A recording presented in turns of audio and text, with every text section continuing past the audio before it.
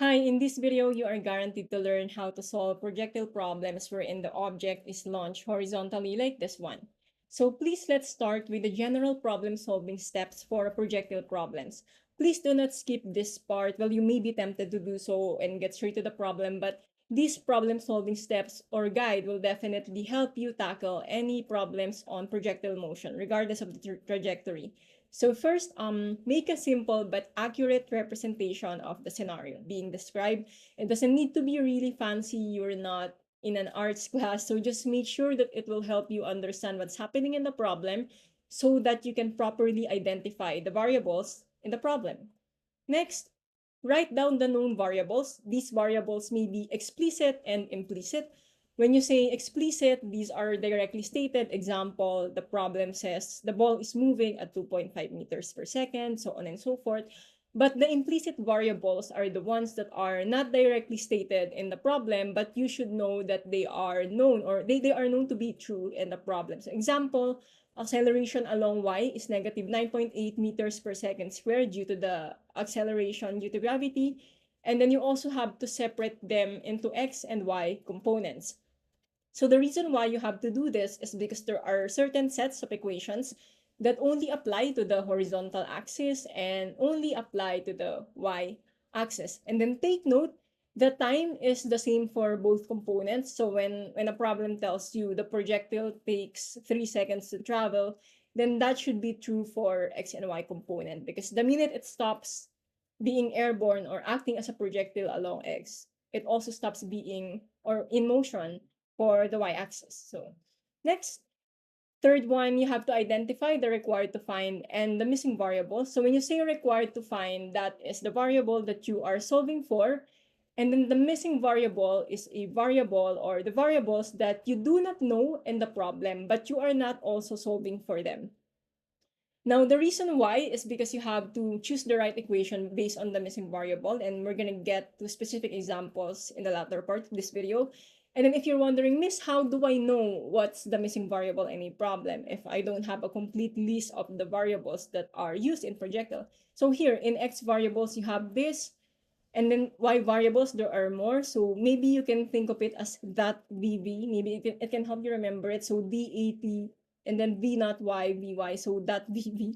Okay, initial vertical velocity is V naught Y. Final vertical velocity is V sub Y. So that way, if you know this by heart, you can easily identify or pinpoint what is the missing variable, for example, in a given projectile problem.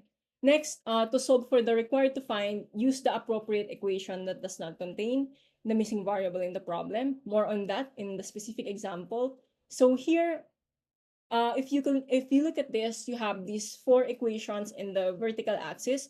For horizontal axis, you only have one equation, so there's no complication with that. But students normally get confused with what equation to use when they are dealing with the vertical axis because there are more equations, there are more variables, but the key to choosing the right equation is to pick the equation that does not contain your missing variable in the problem. So example, in this equation, you don't see displacement, meaning to say you're going to use this if the missing variable in the problem is displacement.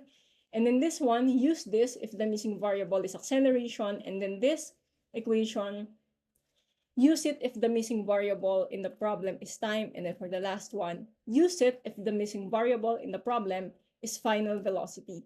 The reason behind this or the logic behind this is that you have to pick an equation wherein you know you have something to plug in for that equation. So example, this one, if displacement is missing in your problem, it's okay because there's no need to plug in displacement in here, and so on and so forth. Okay, and then yeah, so that's it. That's basically how you choose the right equation when solving a projectile problem. Next, whenever you seem to lack known variables in one column, you can work on the other column first. So sometimes you might get stuck. You might say, oh, I don't have enough given to solve for a certain x variable. Then maybe there's something that you have to work on y-axis first. Most probably, you can determine time, for example, using the y variables and use the time value and go back to x to like complete whatever is missing in there.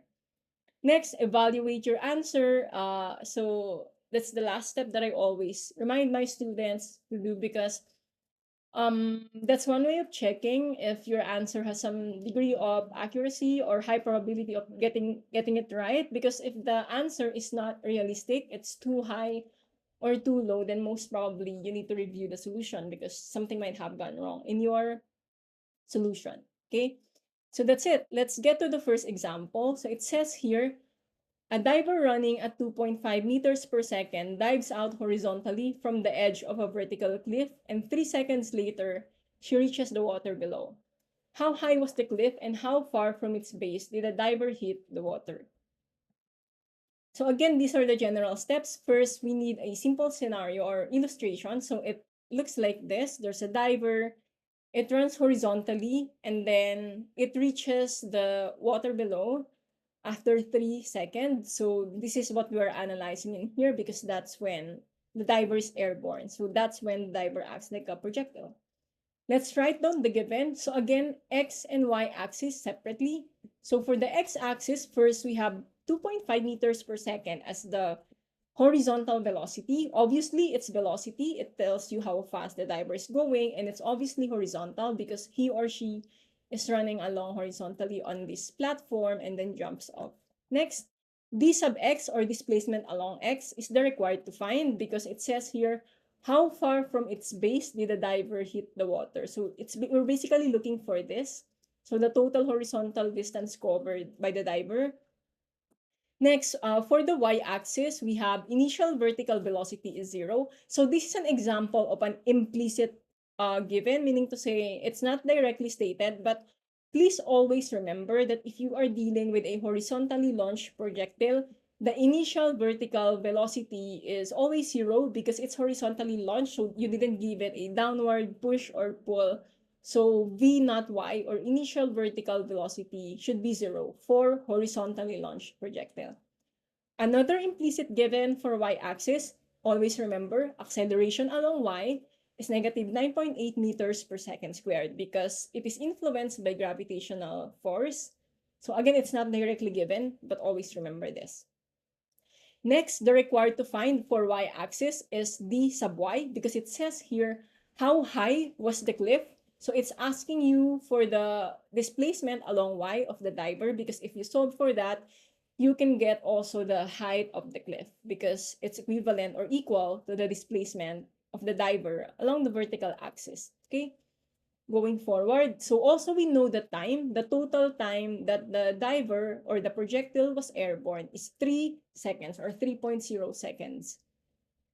And then the next thing we have to do, so we know the given variables, we know the required to find. Let's identify the missing variable. Okay, so specifically for y-axis. So if you look at this, we have v naught y, we have a sub y, or acceleration, we have d sub y and time, and actually the missing variable in y-axis is final vertical velocity. So let's write it down in here. So final vertical velocity is the missing variable, meaning to say we don't know its value, but we're also not required to solve for it. So that's the missing variable. Next, so we can solve first for the first required to find, which is d sub x, or displacement along x. And there's only one equation we use for x-axis, which is this one. So it's for constant velocity motion. So v sub x, or horizontal velocity, is equal to d sub x over time. Now we're going to do a cross multiplication to isolate d sub x. So it becomes d sub x equals v sub x times time. And then substitution, so we basically plug in the given. So that's 2.5 meters per second times 3 seconds, and you're going to get 7.5 meters. So that is our displacement along x, which looks reasonable enough. So probably the cliff is really high because it took 3 seconds, and if you spend 3 seconds in the air, it's very likely to get great or long horizontal displacement. So that's it. And then next, the next required to find is how high was the cliff. So we are now concerned with the y-axis. D sub y is the required to find. And again, for us to know the right equation to use, we have to use the equation which does not contain the missing variable, which is the final vertical velocity. So what equation is it? If you look at the y equations, you can actually see that this fourth equation does not contain the missing variable, which is the final vertical velocity. So this is the one that we're going to use. Again, the goal is to pick an equation where you know you have something to plug in for all its variables, or if not, then at least one of those variables must be the required to find. And that is this one. So here, let's write it down. Again, we're picking this because the missing variable is not in here. Next, take note that the initial vertical velocity is 0, so you can cancel it, including the time. I've seen a student who made a mistake. He or she did not cancel the time. But take note that this is a multiplication operation. So if v not y, or initial vertical velocity, is 0, whatever value of time you have, it's gonna get canceled out because you multiply it by 0. So you're gonna have this remaining, and then plug in. So negative 9.8 for a sub y times this. Do not forget to square time and then divided by 2. Now be careful, especially if you're in a hurry when answering this. This exponent 2 is an exponent of the unit, so you're not supposed to square 9.8.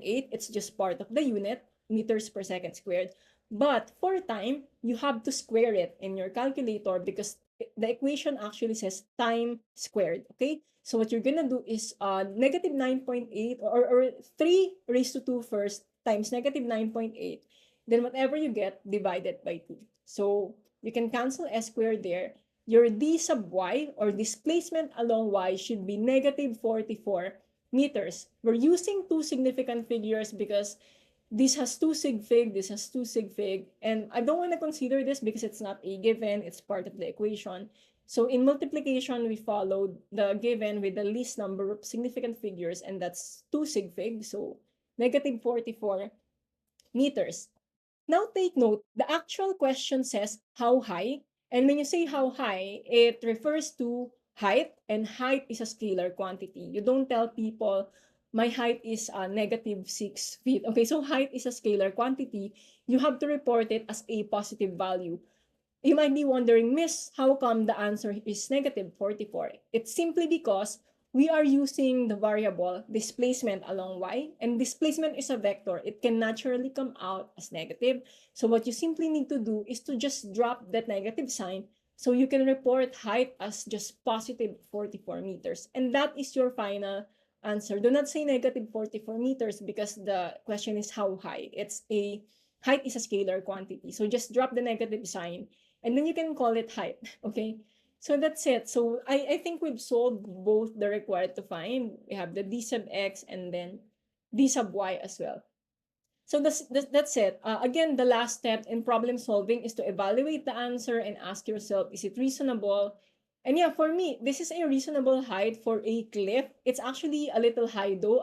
Most probably, this diver is a professional one. Probably he or she has been doing this for a long time because 44 meters could be really high if you're just an ordinary person, you're not an athlete or what. Yeah, so most probably this one is a professional diver. Now let's look at the next problem. So for this problem, it's also another case of horizontally launched projectile. So a ball is thrown horizontally from the roof of the building, 45 meters tall, and lands 24 meters from the base. What was the ball's initial speed and air time? So let's imagine or sketch the problem rather. So the building is 45 meters tall, and then the ball is coming from the top, okay, from the roof, and then it falls along that height. And then the total horizontal distance covered is 24 meters in its entire trajectory. So that is the 24 meter from the base of the building. So this is d sub x, obviously. Okay, so that's it. And then the time that we consider to be in projectile is this point when it leaves the building. So this is our point of analysis, this entire thing. Now let's write down the given variables. So again, we separate x and y components. D sub x is 24 meters, so displacement of the projectile along x is obviously 24 meters based on how we visualize the problem. d sub y, or displacement along y, is negative 45 meters because that is the height of the building. But take note, we're putting a negative sign because displacement is a vector quantity and it takes a negative sign if you measure it below the starting point of the object under consideration. So if this is your object, this 45 meters is below this object or below the starting point of this object. So you need to make it negative for the proper units to come out later in the substitution part. Next, implicit given. It's not directly stated, but always remember that for the y-axis, the acceleration along y is negative 9.8 meters per second squared. And regardless of the object's direction, it should be negative because the force that causes this acceleration is downward. That's gravity.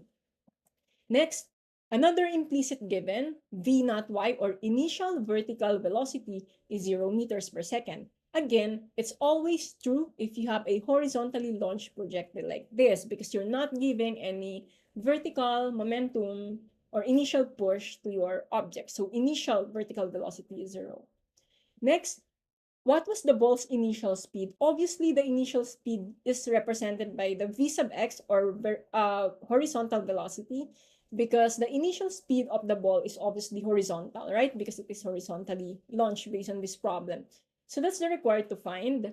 You might be saying, Miss, speed is not the same as velocity. Yeah, but in the kinematic equations we're dealing with, velocity is the variable which can give you the magnitude of of how fast it's going. So it will give you the speed at the end of it.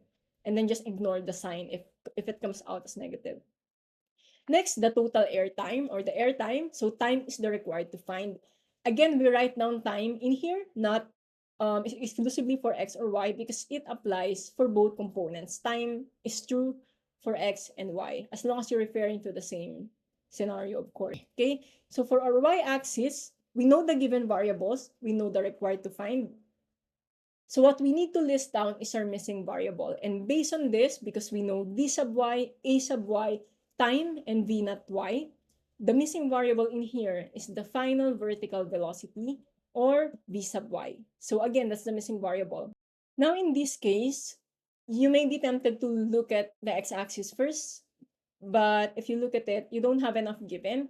If you want to try solving for v sub x, it's d sub x over time, and you don't know time, so you cannot solve for anything for x-axis right now. So we're going to ignore this for now. And again, in the general guidelines and solving projectile problems, it says here that whenever you seem to lack known variables in one column, work on the other column first. So for this one, the x-axis doesn't look promising for now, so we're gonna go to y first, okay? So for the y-axis, I want you to notice that the missing variable is actually v sub y. So what we're gonna do is to pick the equation which does not contain that missing variable. So it's this one. So let's write it down. Again, we're picking this equation because our missing variable is v sub y, and we don't see that here. So we know we have something to plug in, okay? And then v naught y is 0, so you can cancel the entire expression v naught y times time. And then d sub y equals a sub y t squared over 2. Then cross multiply, because we are solving for time.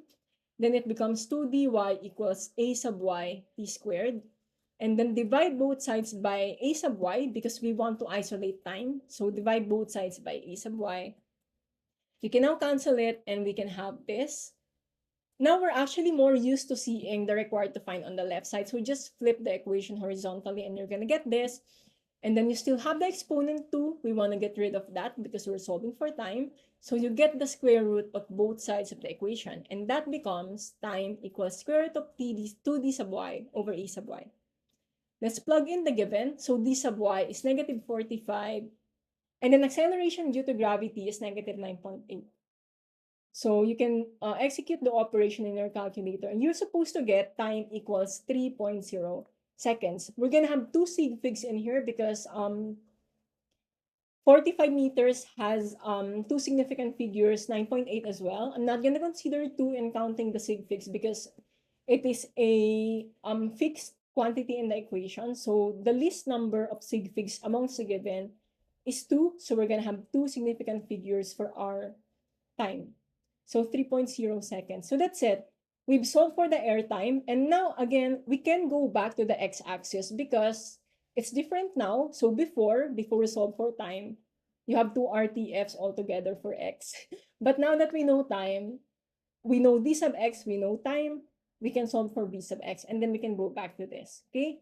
So it becomes v sub x equals 24 meters, and then time is 3.0 seconds. So you see it now works because again, whenever you seem to not have enough given in one component, let's say you don't have enough given for x, you go to y first because maybe you can solve something in here and then use it for x. So that's what we're doing now.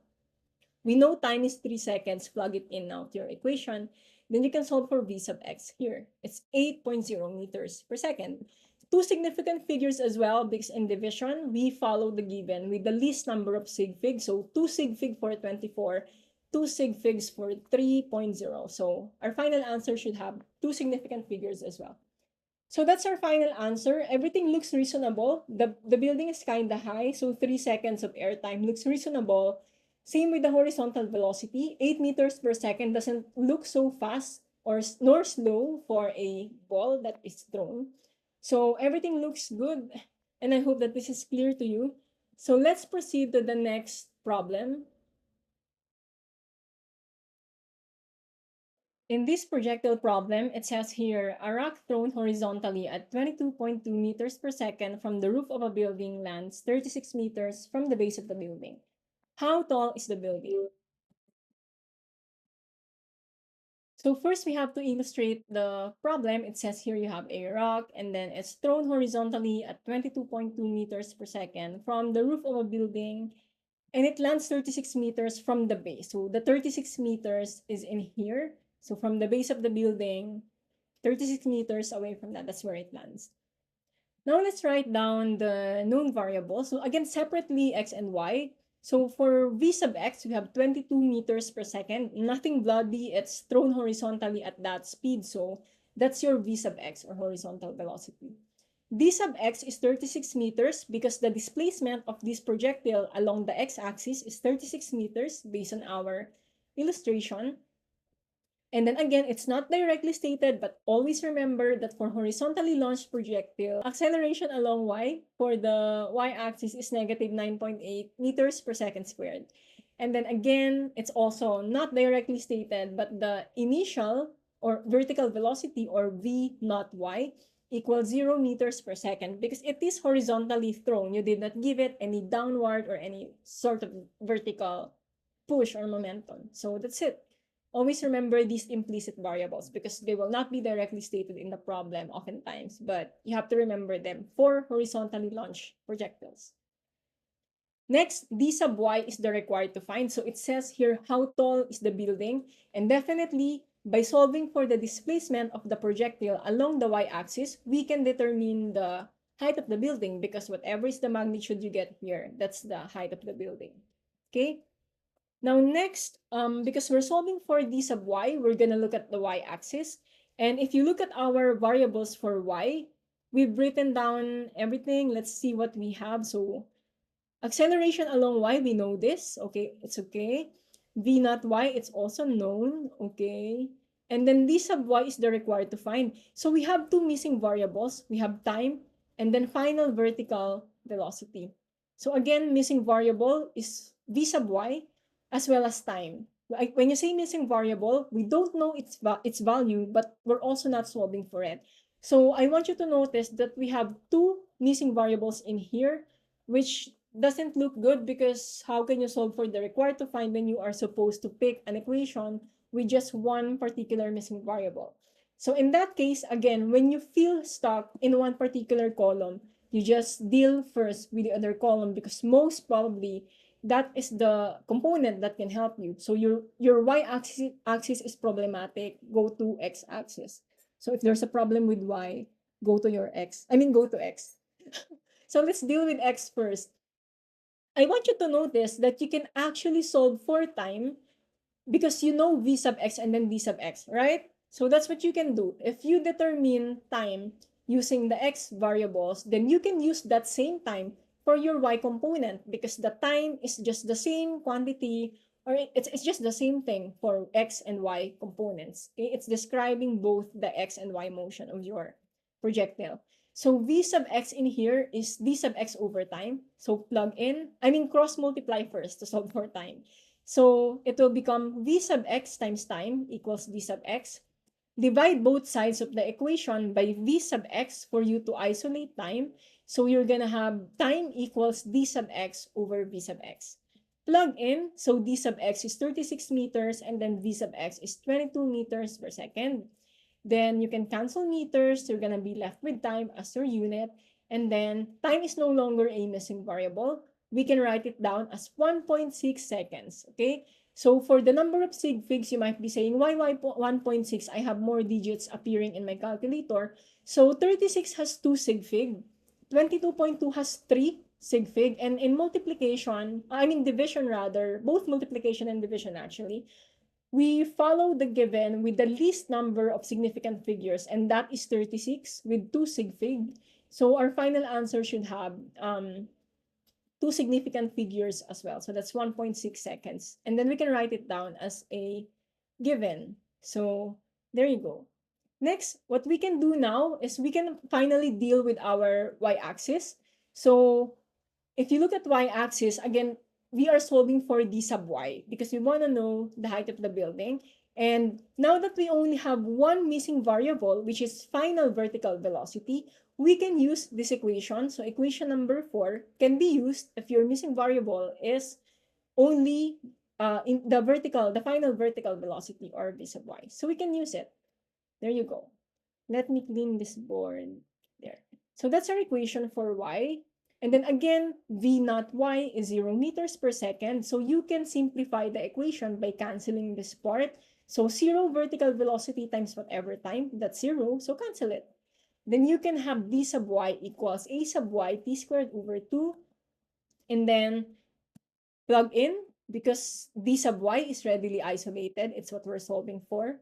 So this is acceleration, this is time. Do not forget to raise it to the second power because here. And then over 2, and then use your calculator. You're supposed to get negative 13 meters for the displacement. And again, 2 sig fig because this has 2 sig fig, 2 sig fig. This has 1 sig fig, but I don't want to care because this is just a constant in the equation. It's not a given or a measured value with some degree of error. So in division, we follow the least number of sig fig, and that's 2 sig fig.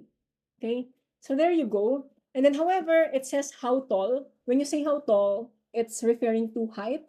And always remember, height is a scalar quantity. We don't put a sign with it. It doesn't have any direction. The reason why there's a negative sign in here is because displacement is a vector quantity, and it naturally comes out as negative in physics problems if it is something situated or measured below the original position of the object. So don't be bothered. What you need to do is to simply drop the negative sign and just report the height as 13 meters. So positive 13 meters because height is a scalar quantity. It's just referring to magnitude only. You don't tell people my height is negative 5 feet or something. Okay, so that's our final answer. Height is 13 meters. So that's it. We're done with that problem. Does it sound, or does it look reasonable rather? For me, yes.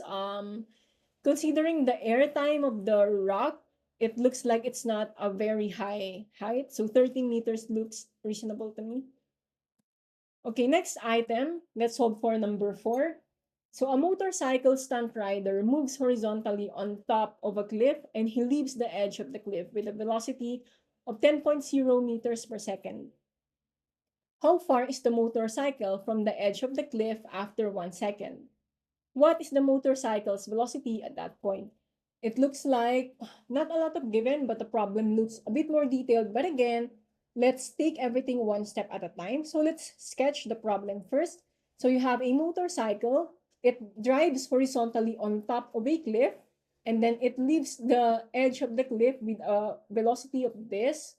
And then the concern of the problem is what happens after 1 second. After 1 second, we cannot say that it has completed the entire trajectory and landed on the ground. So I would just say that what we're concerned with is the horizontal displacement after 1 second, which may be here, Maybe it ended here after 1 second, maybe here. We don't know, but we can just put something like this for just an assumption. We're not really sure if it has covered the entire path after 1 second. So this is a safe illustration. And so the concern here, yeah, so that's the start of the analysis when it is airborne. And then the velocity that we are concerned with after 1 second, maybe here, maybe it's also here. We don't know where it is after 1 second, right? But just to visualize what we're solving for, which is the velocity after 1 second, it could be represented by this vector arrow, which happens at some point in the middle of the trajectory. So 1 second may be somewhere down here.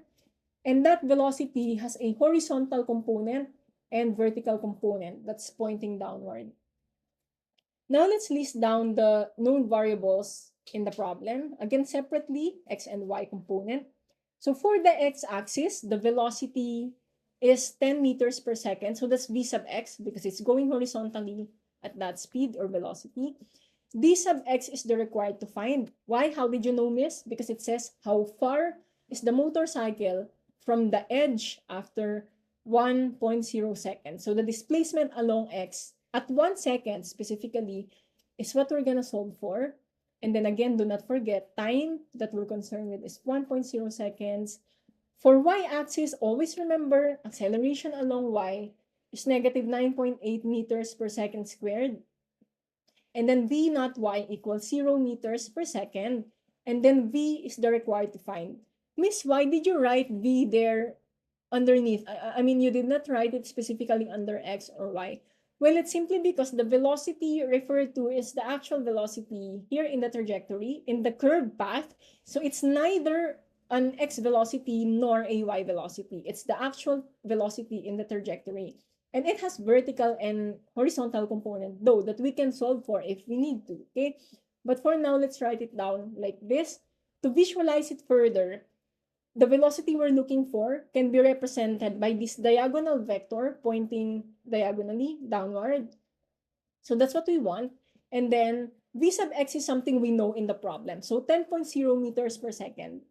And then the vertical velocity after 1 second is something that we don't know. The thing is that we must solve for v sub y first after 1 second for us to know the value of v. Because if you look at these vector representations that we have, you can actually have a right triangle in here and we can apply some trigonometry stuff for us to solve for v, okay? So because you might be asking yourself at this point, how do we deal with v or how do we solve for v when our equations are either about x or just about y? So yeah, what we can do is to use v sub x and then know v sub y so that we can use their values and solve for v. Specifically, afterwards, we're gonna use the Pythagorean theorem because if you have a right triangle and the two other legs are known, you can solve for this third leg, which is technically the hypotenuse in the problem, okay? So that's it. So whenever you are asked to solve for velocity, most probably,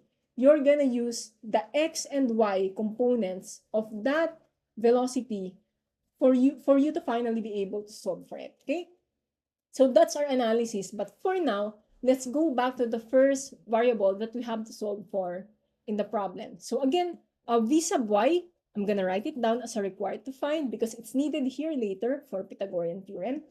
And then d sub y is the missing variable. So you know a sub y, v naught y, and time are required to find is v sub y because we want to solve for it. D sub y is the missing variable. Meaning to say, we don't know d sub y, but we're also not solving for it. So that's what a missing variable is.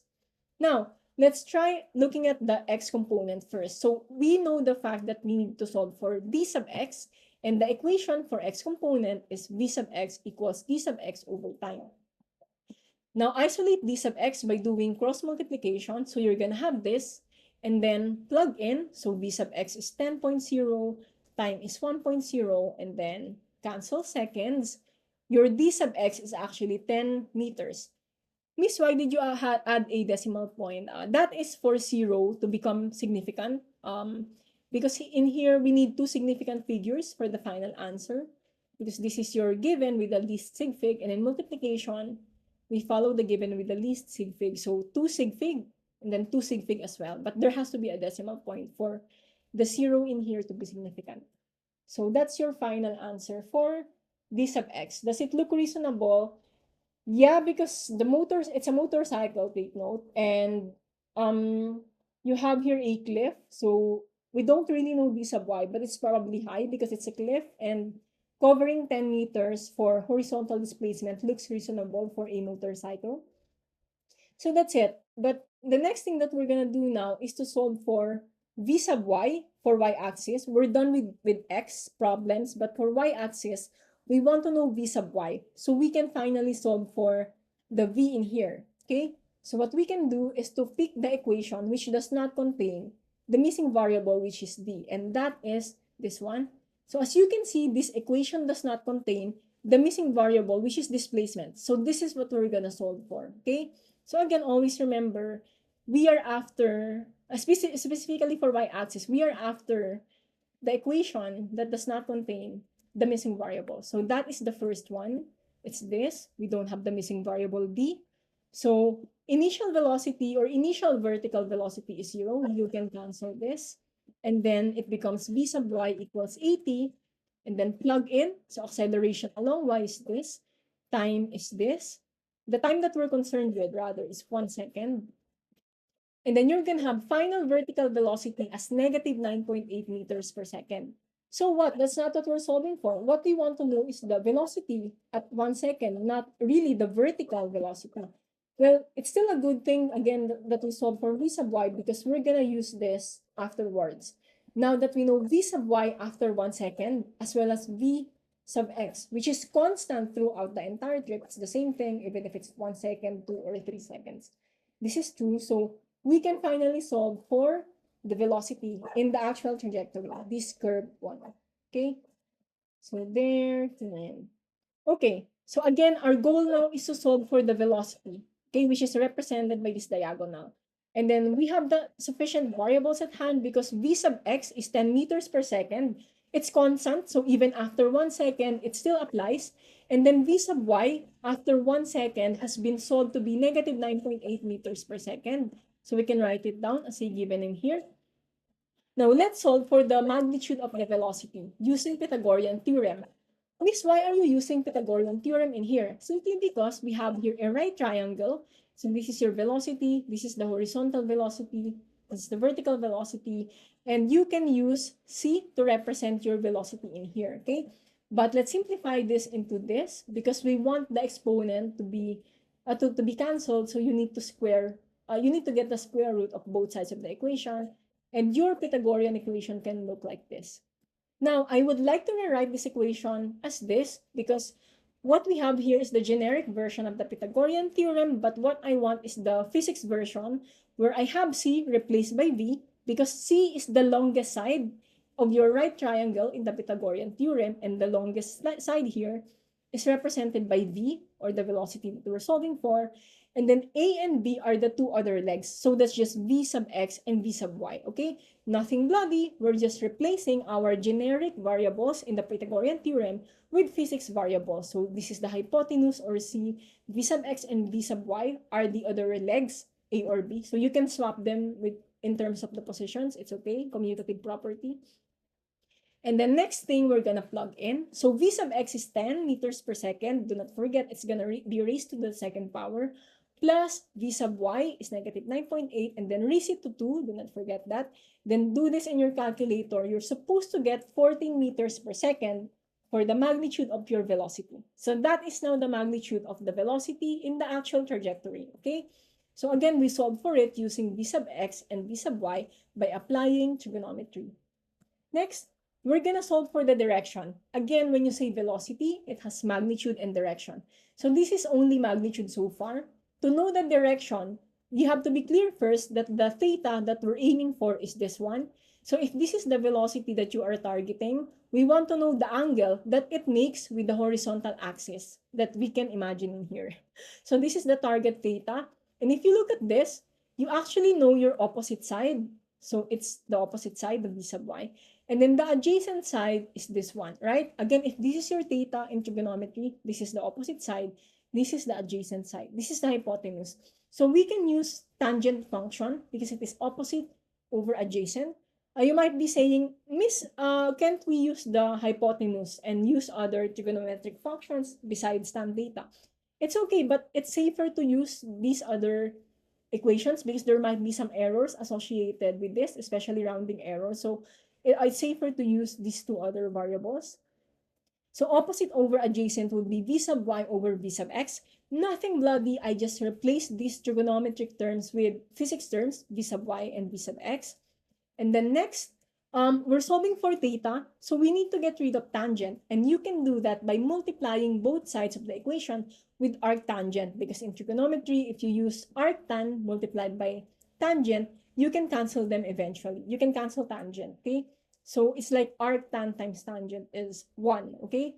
So in that case, what you can do is, you can rewrite it now as theta equals arctangent times v sub y over v sub x. Again, nothing bloody, we just want to cancel tangent, and by multiplying both sides by arctangent or tan raised to negative 1, you can get rid of this. Don't forget to distribute this as well to the right side of the equation. That's why you have it in here, okay? Now, let's plug in. So, theta equals arctangent times negative 9.8 over 10. Nothing bloody, we just plug in the given variables from here. And then you can get negative 44 degrees. And then please add below the horizontal to be more specific. Because if you look at the illustration, this is your horizontal axis. The theta we're solving for, or the theta that we solve for, is below the horizontal axis. So to make your answer more complete, put negative 44 degrees below the horizontal. So that is now the direction of your velocity. So again, when solving for velocity, always include both the magnitude and the direction. You might be asking or wondering, Miss, how did you solve for theta? I don't know how to input stuff in my calculator. So to help you with that, here.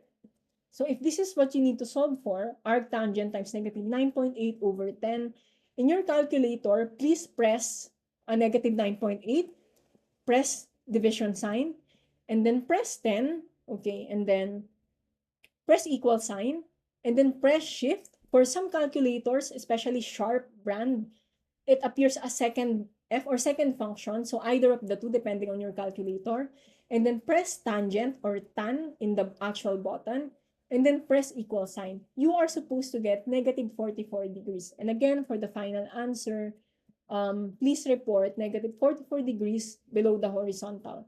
Okay, just to be more specific. Or sometimes other teachers would say below the positive x-axis, just to be sure that it is in the positive axis that they are referring to. But below the horizontal will also suffice because, well, you know how the scenario looks like. So that's it. I hope that this example has been helpful. Please let me know if you have any questions in the comment section below. Also, please watch the next video for more examples, for more sample problems on projectile motion. That's all. Thank you and have a great day.